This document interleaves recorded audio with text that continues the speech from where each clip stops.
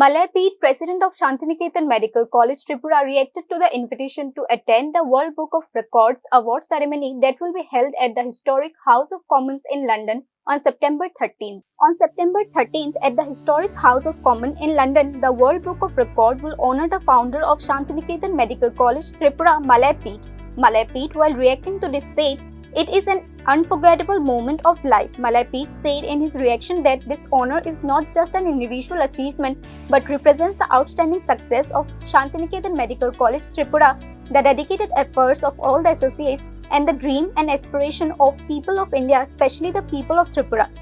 The tireless perseverance, dedication, and spirit of service are now visible on the world stage, said the head of the institution, Malay Pitt. This honor is a testimony to collective hard work, a strong resonance to our commitment to move forward together. Malay Pitt expressed hope that this achievement will inspire generations to come to follow the path of human welfare and development.